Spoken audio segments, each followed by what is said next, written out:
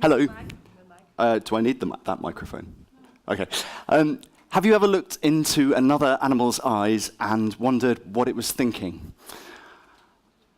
What if we could speak to animals like Dr. Dolittle? What would they have to tell us?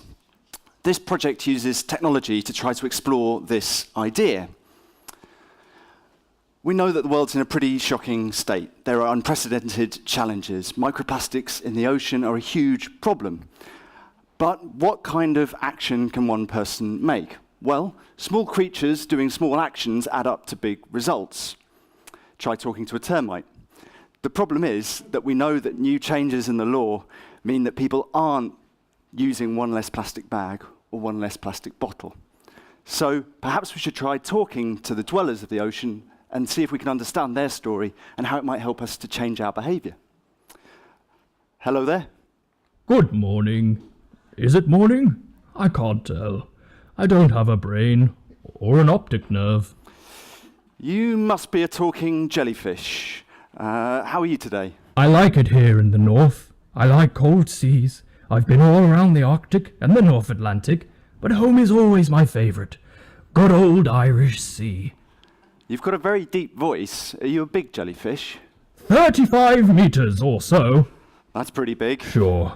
I'm part of the biggest biomass on Earth. So, how does the biggest biomass on Earth get about then? Have you ever drifted with a giant? It's easy. You just let the current take you and pulse. Bye then. So that was pretty surreal, and what we did was take this surreal experience and create a VR version of it. So in the corner just under this counter is one of our visitors playing with a VR experience of the jellyfish, and the idea is that you're submerged in the bloom, you walk up to your jellyfish and you talk to them, and you have a strange, playful interaction. Now, it's not just playful, because sometimes their new neighbours are also a little bit narky. Oi, drifter, watch where you're floating.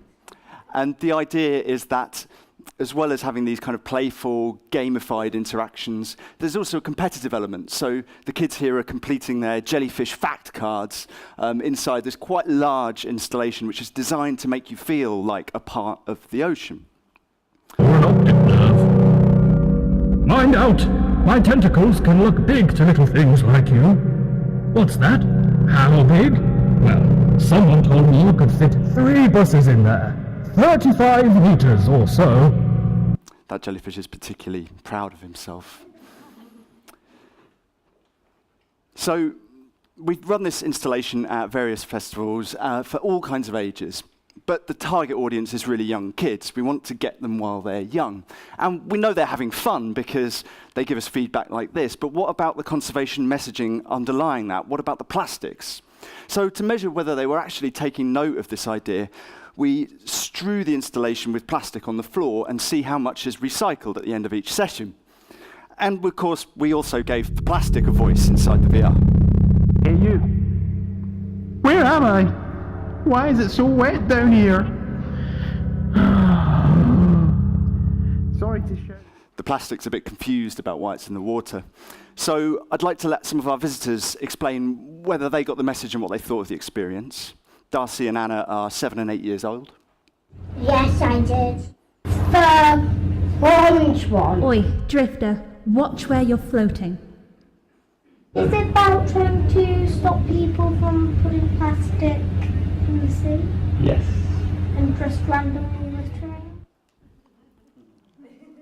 No. So the kids definitely got it. And thanks to some very kind support, we managed to produce this experience for just under about €300. We've since presented it to most of the aquariums in the EU, and our research partner, Deep, in Hull, in the northeast of England, are going to be hosting this as a permanent fixture in their education centre, which has about 30,000 school-age kids every year.